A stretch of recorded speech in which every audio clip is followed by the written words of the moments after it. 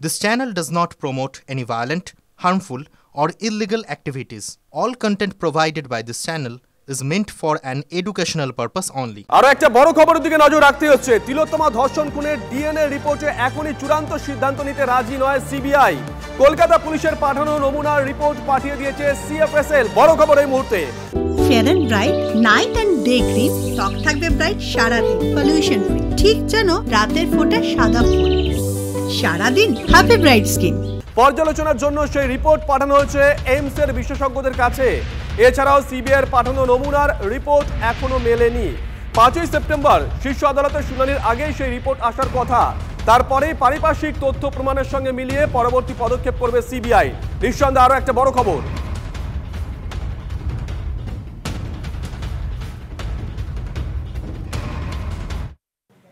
আরজিকর খুন এবং ধর্ষণ কাণ্ডের মতো ঘটনার তদন্তে সাধারণত যে কোনো তদন্তকারী সংস্থা ডিএনএ রিপোর্টের ওপর সবথেকে বেশি ভরসা করেন, কিন্তু এই তদন্তে নেবে সিবিআই আধিকারিকরা এখনও কিন্তু সেই ডিএনএ রিপোর্টের ওপর পুরোপুরি ভরসা করছেন না এবং সেই রিপোর্টের ওপর তারা কিন্তু চূড়ান্ত সিদ্ধান্ত নিতে রাজি নন।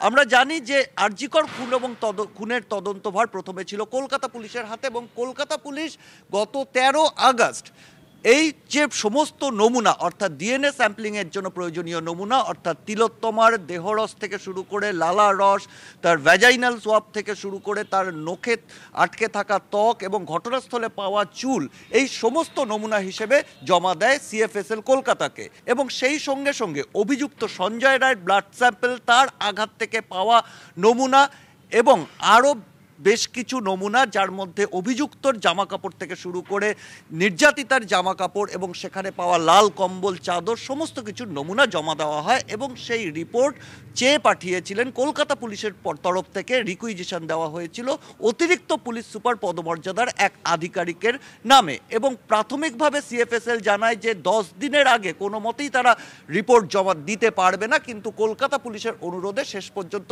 6 দিনে তারা রিপোর্ট দিতে সম্মত হয়। কিন্তু ওই দিনই অর্থাৎ 13ই আগস্ট এই গোটা তদন্তের ভার হাইকোর্টের নির্দেশে সিবিআইর হাতে চলে যাওয়ার পর একটি জটিলতা তৈরি হয়।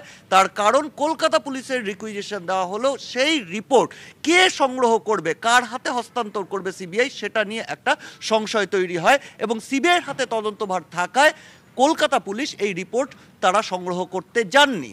শেষ পর্যন্ত আদালতের অনুমতিক্রমে গত 26শে আগস্ট সিবিআইয়ের হাতে সেই সিএফএসএল এর ডিএনএ রিপোর্ট জমা পড়েছে এবং প্রাথমিকভাবে যেটা জানা যাচ্ছে সেই রিপোর্টে সঞ্জয় রায় ছাড়া দ্বিতীয় কোনো ব্যক্তির অস্তিত্ব এখনও পাওয়া যায়নি এবং সেই রিপোর্টে সোয়াব থেকে শুরু করে নখের যে নমুনা থেকে শুরু করে চুল সমস্ত নমুনার ক্ষেত্রেই কিন্তু সঞ্জয় রায়ের ডিএনএর সঙ্গে সেটা মিলে গেছে এবং সাধারণত এই তদন্তের ক্ষেত্রে এই রিপোর্টকে মান্যতা দেন তদন্তকারীরা এবং সেই জায়গায় দাঁড়িয়ে গ্যাংরেপ বা গণধর্ষণের তত্ত্ব কিন্তু ইতিমধ্যেই এই রিপোর্ট অনেকাংশেই রুল আউট করে দিয়েছে, খারিজ করে দিয়েছে। কিন্তু তারপরও এই রিপোর্টকে মান্যতা দিতে রাজি নন কেন্দ্রীয় গোয়েন্দা সংস্থা সিবিআই এর আধিকারিকরা। তারা ইতিমধ্যেই সেই রিপোর্ট এবং ফরেন্সিক যে রিপোর্টগুলো সেগুলো তারা এইমসের বিশেষজ্ঞদের কাছে পাঠিয়েছেন এবং তাদের ওপিনিয়ন বা অভিমতের অপেক্ষা করছেন। পাশাপাশি সিবিআই নিজেও বেশ কিছু নমুনা সিএফএসএল এ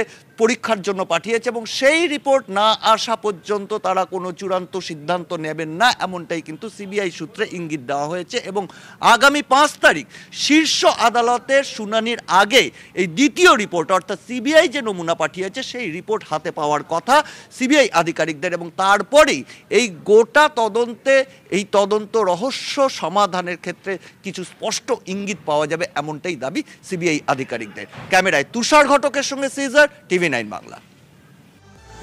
আরজিকরের দুর্নীতি তদন্তে সিবিআই জোর অ্যাকশন। গত 2 বছরে আরজিকরে কতজনের অস্বাভাবিক মৃত্যু, আরজিকর কর্তৃপক্ষের কাছে তথ্য তলব সিবিআই এর। আরো একটা বড় খবর, সূত্রের খবর প্রাক্তন অধ্যক্ষ সন্দীপ ঘোষের বিরুদ্ধে দেহ লোপাটের অভিযোগের তদন্তেই এই তথ্য তলব করা হয়েছে।